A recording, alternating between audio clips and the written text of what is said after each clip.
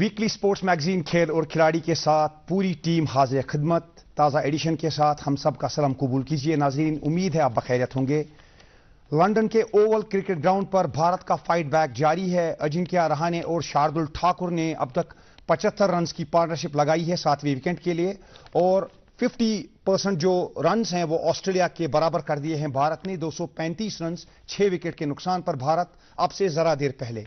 Programme में आगे भी बात होगी वर्ल्ड टेस्ट चैंपियनशिप के फाइनल की। गेम ऑफ बिलियंस फुटबॉल के साथ आज के मेहमान का ताल्लुक है और लोकल फुटबॉल की भी बात होगी।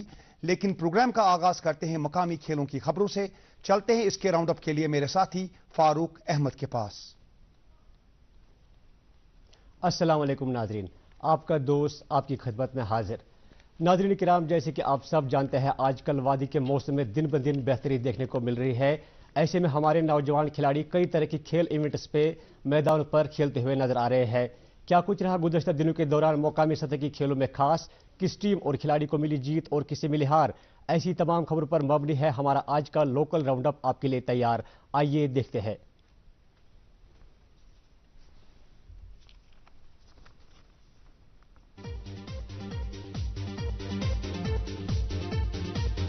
महकमा यूथ एंड स्पोर्ट्स के इश्तिराक से जून नार्बल में हुआ खवातीन फुटबॉल टूर्नामेंट का रंगारंग तकरीब के साथ शानदार आगाज।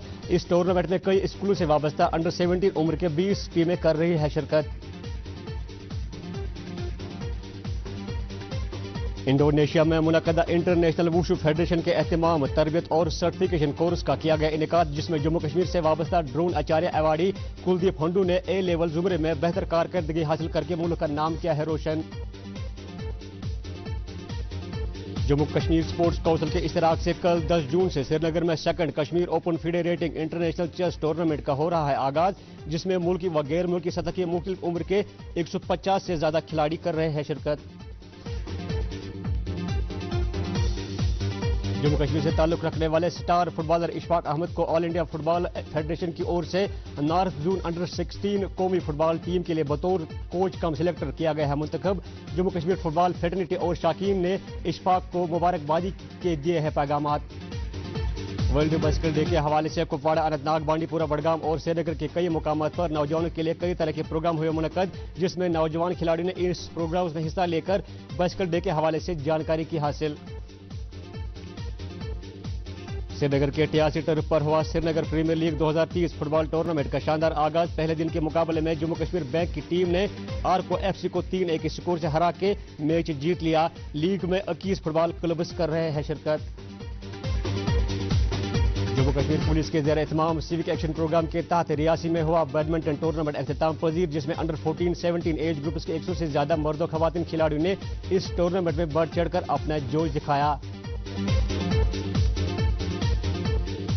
नशा मुक्त भारत अभियान प्रोग्राम के तहत बडगाम में एमटीबी की ओर से साइकिलिंग चैंपियनशिप हुई मुनक़द, जिसमें श्रीनगर और बडगाम से ताल्लुक रखने वाले 110 से ज्यादा राइडर्स ने की शमूलियत। इस चैंपियनशिप में पहली पोजीशन पर परवेज अहमद ने जीत की हासिल। महकमा यूथ एंड स्पोर्ट्स की ओर से कुलगाम में हुई बैडमिंटन चैंपियनशिप मुकम्मल, जिसमें 10 तालीमी इदारों से वाबस्ता 80 से ज्यादा तलबा व तालिबात ने इस चैंपियनशिप में अपना भरपूर जोश दिखाया। भोपाल में 66वीं कौमी सतह की स्कूली गेम्स 10 जून 2030 से हो रहे हैं मुनक़द, जिनमें जम्मू कश्मीर से वाबस्ता 108 मेंबरान पर मुश्तमिल दस्ता भोपाल के लिए हुआ रवाना, जिसमें कई खिलाड़ी कई तरह की खेलों में करेंगे अपना हुनर। जिला किश्तवाड़ में हुआ आज़ादी का अमृत महोत्सव प्रोग्राम के तहत अंडर 17 कौमी फुटबॉल कप एख्तिताम पजीर। फाइनल में सुदेवा एफसी दिल्ली ने लोन स्टार एफसी को 6-1 की स्कोर से हरा के मुकाबला जीत लिया। जम्मू कश्मीर से इस कप के लिए 6 टीमों ने की थी शिरकत। मुकामी खेल खबरों का अहवाल उम्मीद करते हैं आपको पसंद आया होगा। नाज़रीन, मजीद क्या कुछ है प्रोग्राम में आगे खास, वो सब जानने के लिए चलते एक बार फिर वापस मेरे साथी इमरान गुल के पास। नाज़रीन, ये प्रोग्राम आपकी खिदमत में लाइव टेलीकास्ट हो रहा है डीडी कर्शी चैनल के श्रीनगर स्टूडियो से।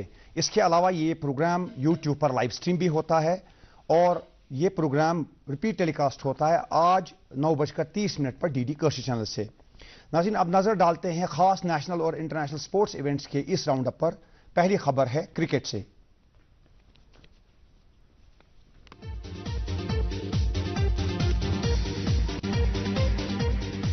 भारत और ऑस्ट्रेलिया के माबैन ओवल में वर्ल्ड टेस्ट चैंपियनशिप के फाइनल में भारत को अभी भी है मुश्किलात का सामना। भारत 244 रन 6 विकेट के नुकसान पर। पहली इनिंग्स का लाइव स्कोर, ऑस्ट्रेलिया ने बनाए अपनी पहली इनिंग में 469 रन।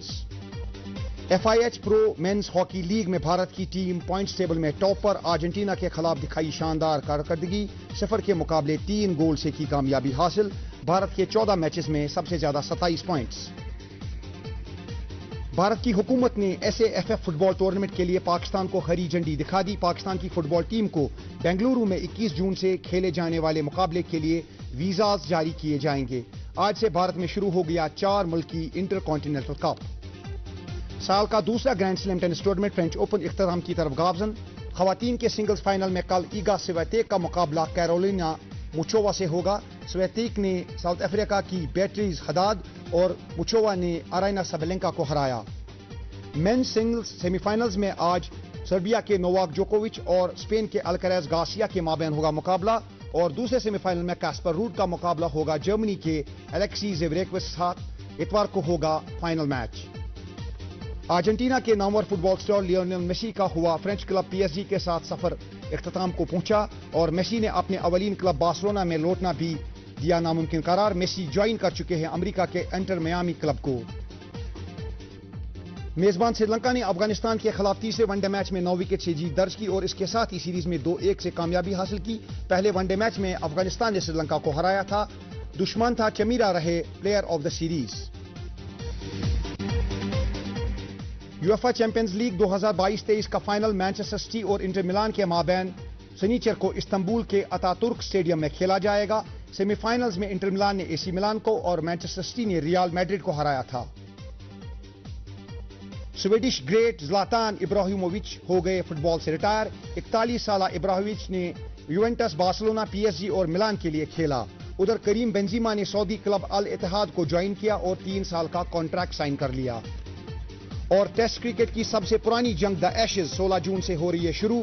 ऑस्ट्रेलिया खेलेगी इंग्लैंड के खिलाफ इंग्लैंड के ही मैदानों पर। 5 टेस्ट मैचेस की सीरीज एजबेस्टन में शुरू होगी और मोइन अली को इंग्लैंड ने जो है दोबारा बुला लिया है। मोइन अली ने अपनी टेस्ट रिटायरमेंट से बाहर आकर जो है इंग्लैंड के लिए फिर से खिदमत सरंजाम देने का जो है फैसला कर लिया है। और अब नाज़रीन, प्रोग्राम में कौन है मेहमान और किस मौजू पर होगी बात, यह आपको बताएंगे मेरे साथी रोशन ख्याल। दोस्तों, फुटबॉल की शान शौकत बरकरार रखने में कई लोग अपना अहम किरदार निभाते हैं, जिनमें खिलाड़ी और कोच शामिल हैं। खिलाड़ी अपने करियर के इख्तिताम पर अपनी मशाल से कई मशाले रोशन करते हैं और कोचिंग को अपनाते हैं। वादी कश्मीर में भी कई ऐसे खिलाड़ी हैं, नामवर खिलाड़ी हैं, जिन्होंने पहले खेल में नाम किया और उसके बाद कोचिंग को अपनाया। अब्दुल मजीद ककरू भारत के कप्तान रहे हैं और फिर कोचिंग करने लगे। इसी तरह आप देखिए, शफी नारी बहुत बड़े नाम हैं कश्मीर की फुटबॉल के, वो भी कोच बन गए। साजिद डार, उसके बाद अशफाक अहमद, मेराजुद्दीन वड्डू, ये तमाम बहुत बड़े बड़े नाम हैं फुटबॉल के। अपने करियर के बाद इन्होंने भी कोचिंग को अपनाया। आज हमने जिस मेहमान को दावत दी है वो भी एक बहुत अच्छे खिलाड़ी रहे हैं और आजकल कोचिंग करते हैं। आइए मिलते हैं खालिद कयूम से। खालिद, इस प्रोग्राम में खैर मकदम है आपका। शुक्रिया जनाब। खालिद, देखिए, एक खिलाड़ी जो होता है वो लाइमलाइट में होता है, सबकी नजरें उस पर होती है, मैदान अमल में होता है, अपने खेल से सबको मुतासिर करता है, नाम शोहरत हासिल करता है। लेकिन उसके बाद एक वक्त आता है कि जब खिलाड़ी को यह फैसला करना पड़ता है कि ये मेरा करियर तो अब खत्म हो गया, अब मैं क्या करूं। और कई लोग कोचिंग को अपनाते हैं। आपका जो बैसित खिलाड़ी सफर रहा है, पहले उस बारे में बात करेंगे और उसके बाद आपके कोचिंग सफर पर नजर डालेंगे। तो ये बताइए, फुटबॉल का शौक कैसे पैदा हुआ? फुटबॉल का शौक बेसिकली मुझे अपने वालिद साहब से मिला।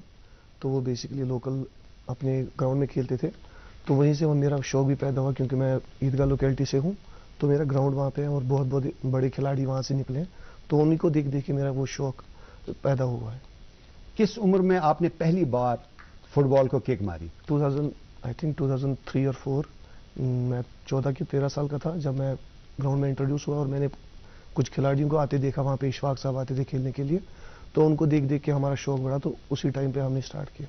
देखिए, आमतौर पे जब एक बच्चा होता है, उसको शौक पैदा होता है, चाहे बहुत छोटी उम्र से शौक उसका हो या आप जैसी उम्र का 13-14 साल का, फुटबॉल को आगे बढ़ाने के लिए और अपने फन का मुजाहरा करने के लिए जरूरी है कि आप एक फुटबॉल क्लब ज्वाइन करें? ज़रूरी भी है, और अगर आप अभी के जैसा अभी के हालात पैदा हुए हैं, हमें एकेडमीज में ज़रूरी जाना है, वहाँ से सीखना है। लेकिन जब हमारे टाइम पे था वहाँ पे लोकल क्लब्स थे, लोकल कोच थे, इतना इंफ्रास्ट्रक्चर नहीं था, इतना मतलब कोचिंग नहीं थी।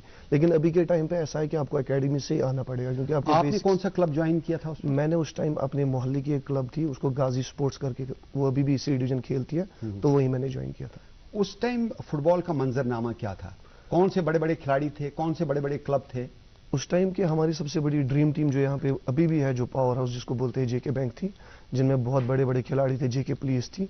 और हमारे सामने जो वहाँ पे मतलब मेरे लोकेलिटी में इरशाद अहमद करके एक प्लेयर जेके बैंक के कैप्टन थे, तो उनको हम रोल मॉडल देख देख के मतलब वो शौक पैदा होता था कि हम भी इन्हीं के जैसे खिलाड़ी बने और जेके बैंक या जेके पुलिस ऐसी टीम को रिप्रेजेंट करें।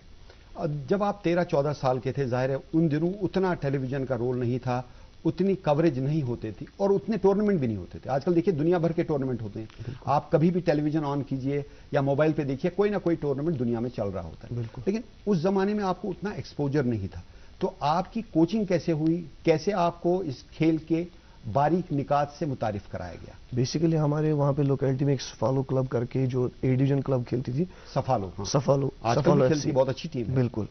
तो गुलाम अहमद किशा करके ट्रांसपोर्ट के बहुत बड़े खिलाड़ी थे, वो उनको कोचिंग करते थे। तो मैं वहाँ गया तो उनसे इब्तिदाई तौर पे मुझे मिला, वो कोचिंग मिली, तो वहाँ से ही मेरा वो मतलब सफ़र शुरू हुआ, जिसको वो हम बोलते हैं अभी प्रोफेशनल लाइन बोलते हैं अभी के लैंग्वेज में। तो वहाँ से हमें पता नहीं था कि कहाँ पहला बड़ा क्लब जो आपने ज्वाइन किया? मैंने फूड एंड सप्लाईज पहले 2006 में स्टार्ट की थी। फूड एंड सप्लाईज की बहुत बड़ी टीम थी, और मुझे याद है कादिर शाला साहब थे और बहुत बड़े बड़े खिलाड़ी वहाँ से होते थे। तो बहुत ज़बरदस्त टीम आपने ज्वाइन की। उसके बाद ये सिलसिला कहाँ तक जारी रहा?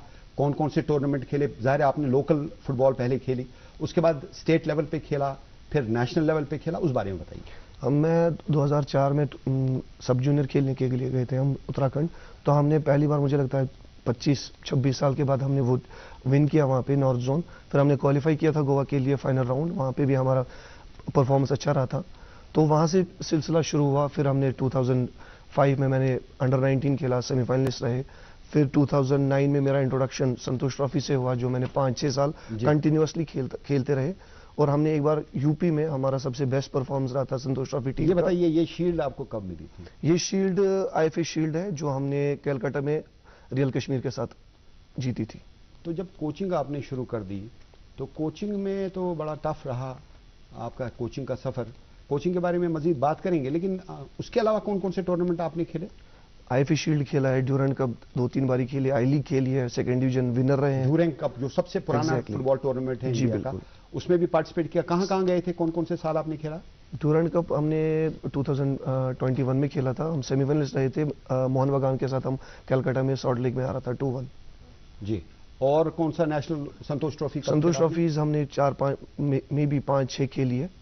आई लीग खेले हैं, ड्यूरेंट कप खेला है, रॉवर्स कप खेला है, और बाकी जो भी लोकल टूर्नामेंट थे वो भी खेले। शायद ये वेस्ट बंगाल का अखबार है बेसिकली, ये क्या बोलते हैं इसको, केरला का अखबार है। अच्छा, तो केरला। 2019 में मेरा संतोष ट्रॉफी का पहला सीजन था, जब पूरी टीम ही चेंज हुई थी। तो जेके बैंक में मेरी सिलेक्शन हुई थी और मैं संतोष ट्रॉफी टीम के लिए शॉर्टलिस्टेड हुआ। कारकर्दगी कैसी रही? बहुत बहुत बेहतरीन रही थी, क्योंकि उन्हीं दिनों मेरा जेके बैंक में भी सिलेक्शन हुआ था। आप किस पोजीशन पे खेलते हैं? मैं अर्ली स्टेज में मैं एज राइट विंगर खेलता था।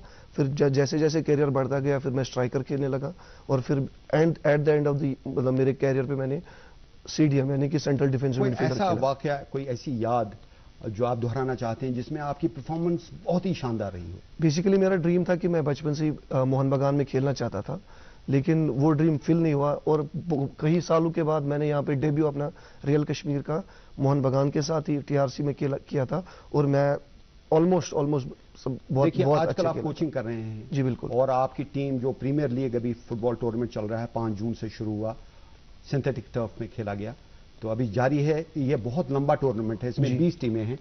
तो ये पहले देखिए, ये जो आपने गोल किए हैं इनके बारे में बताइए। ये हम मैच खेल रहे थे कि ये जो पेनल्टीज फाइनल है सोपोर में, तो ये हमने विनिंग पेनल्टी थी, ये बादामवारी में है। ये बादामवारी में हमने डाउनटाउन को हराया था। और कई कई ऐसे मोमेंट्स हैं जो बेसिकली कैप्चर तो नहीं हुए उस टाइम, लेकिन आपकी टीम जो सीनियर डिवीजन की है या प्रीमियर लीग में जो खेल रही है?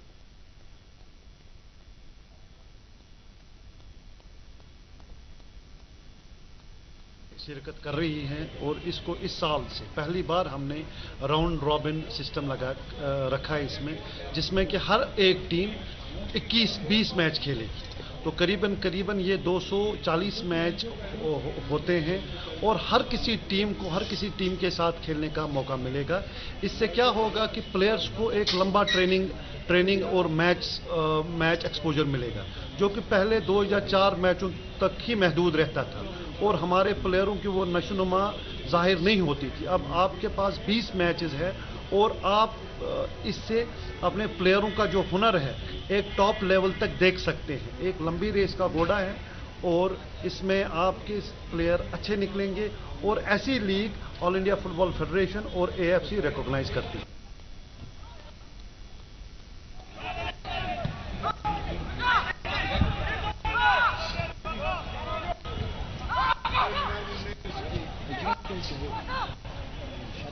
ये जो टूर्नामेंट हो रहा है जाहिर है कि ये सिंथेटिक टर्फ पे हो रहा है, तो क्या आपके पास कोई ऐसा प्लान है कि आइंदा आप नेचुरल ग्रास पे भी टूर्नामेंट्स करें इस साल? हमारी कोशिश ये है, हम चाहते हैं बख्शी स्टेडियम में हम करें। हम कुछ मैचेस ये प्रीमियर डिवीजन के जो है बख्शी स्टेडियम शिफ्ट करेंगे। हमने ये टीमों को बता के रखा है कि कोई इनकार नहीं कर सकता है। पोलो ग्राउंड में वेन्यू मिलेगा, उधर खेलना है। आपको बख्शी स्टेडियम मिलेगा, आपको वहाँ पे खेलना है। इसकी तरतीब होगी फिक्सचर की कि बाज़ाब्ता प्रीमियर डिवीजन टीमों को भी वहाँ शिफ्ट होना और हम सुपर डिवीजन टीमों को भी मौका दे देंगे यहाँ पे खेलने के लिए, ताकि वो भी फील करे कि टर्फ ग्राउंड क्या होता है। तो आइंदा आपके पाइपलाइन में कितने टूर्नामेंट हैं?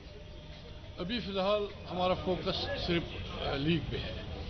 टूर्नामेंट तो बहुत सारे होंगे, लेकिन पहले हमारा फोकस लीग पे है, क्योंकि पिछले साल भी हमारा लीग किसी वजह से नहीं हो पाया।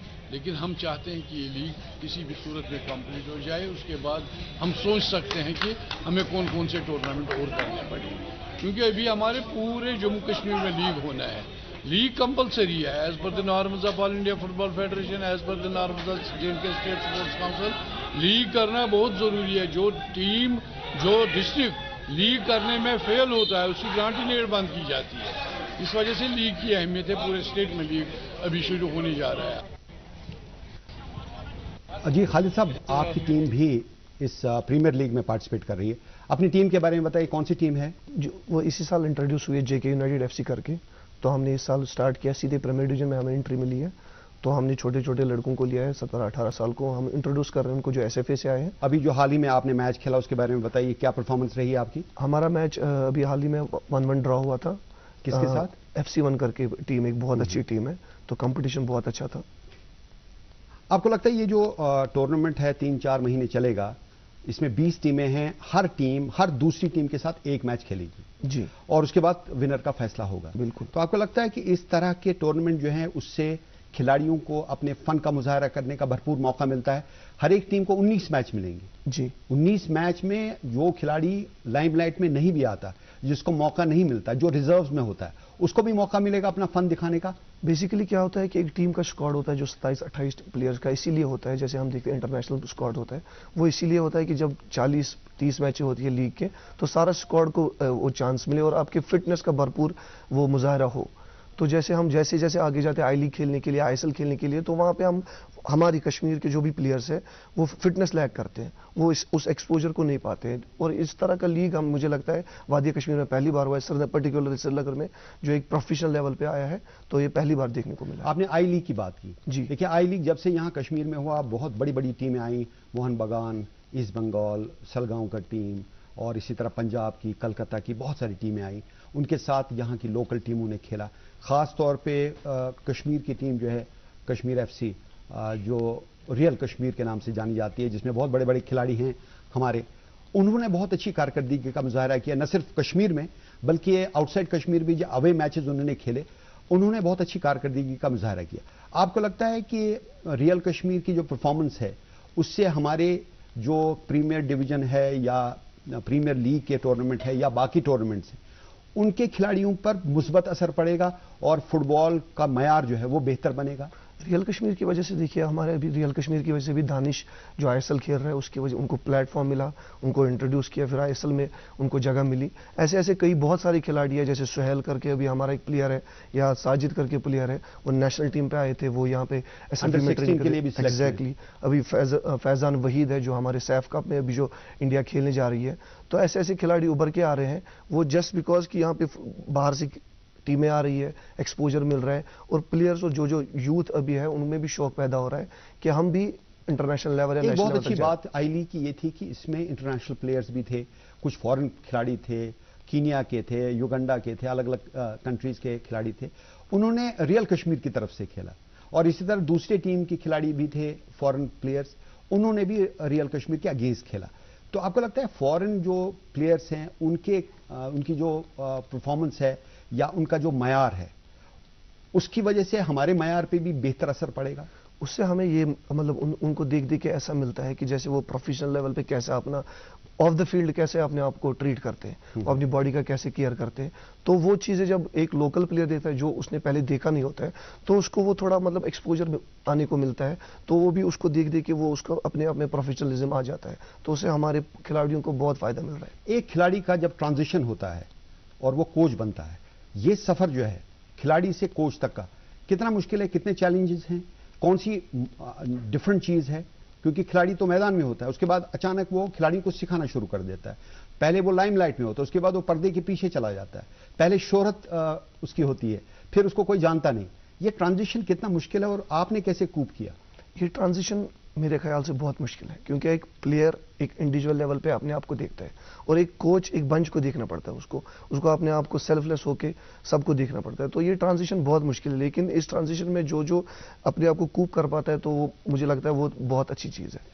आप जब खिलाड़ी रहे थे तो आपकी नज़र में बहुत सारे खिलाड़ी ऐसे रहे होंगे जिनको आपने आइडियलाइज किया हो, जिनको आपने फॉलो किया हो। उनमें से कौन से ऐसे खिलाड़ी हैं? देखिए, मेरे टाइम पे इशफाक सर थे या महराज साहब थे, तो उनको देख देख के हम भी चाहते थे कि प्रोफेशनल लाइन में जा रहे हैं हम भी। वो भी जेके बैंक के पास ट्रेनिंग करने आते थे, तो हम उनको आइडलाइज करते थे कि ये कैसे उठते हैं, कैसे बैठते हैं, कैसे ट्रेनिंग सेशंस लेते हैं, कितना डिसिप्लिन है इनमें। तो हमने उनको देख देख के थोड़ा जो जितना भी प्रोफेशनलिज्म लिया है, तो उन्हीं को आइडल बना के किया है अभी तक। और बहैसियत कोच किन को फॉलो कर रहे हैं आप? बहैसियत कोच मैं बहुत सारे, यहाँ पे मेरे मेंटर यहाँ पे साजिद साहब है, या उनके बाद मेरे महराज साहब से मैंने सीखा है, इशफाक साहब से मैंने सीखा है।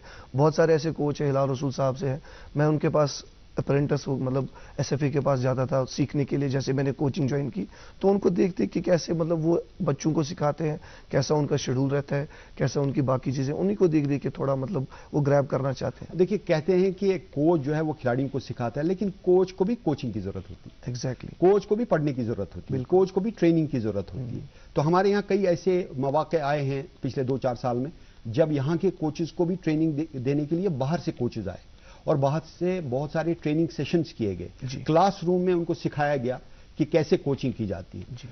तो कोचेज को बेहतर बनाने के लिए और क्या क्या इक़दाम किए जाने चाहिए?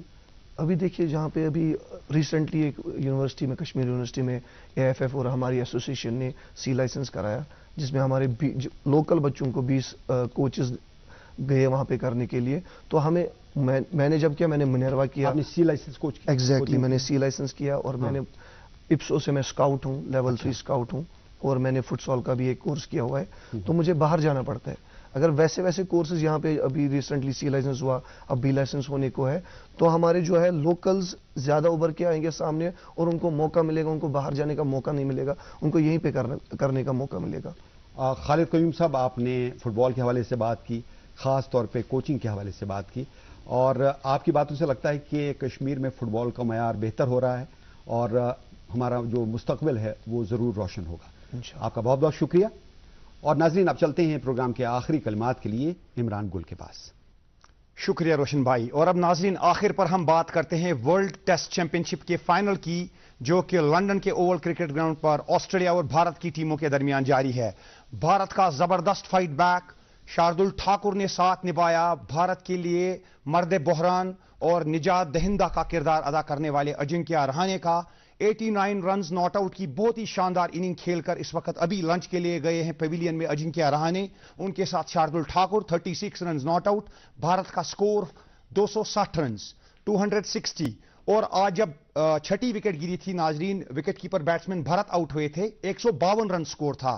तो 108 रन की नाकाबिले यकीन पार्टनरशिप अजिंक्य रहाणे और शार्दुल ठाकुर के दरमियान। देखते हैं आगे पोस्ट लंच सेशन में ये खिलाड़ी किस तरह से भारत की इस इनिंग को आगे बढ़ाते हैं और 469 रन के ऑस्ट्रेलिया के फर्स्ट इनिंग्स के स्कोर के कितने करीब जाते हैं।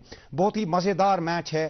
कल और परसों भी आप इसका खेल जो है एंजॉय कीजिए और खेल और खिलाड़ी देखते रहिए। इसके अलावा आपको यह भी बता दें, आज भारत की फुटबॉल टीम मंगोलिया के खिलाफ भुवनेश्वर के कलिंगा स्टेडियम में इंटरनेशनल फुटबॉल मैच खेल रही है, उसका भी आप लुत्फ लीजिए। और आज रात 9:30 पर इस शो का रिपीट टेलीकास्ट जरूर एंजॉय कीजिए। पूरी खेल और खिलाड़ी की टीम को आज के एडिशन से इजाजत दीजिए।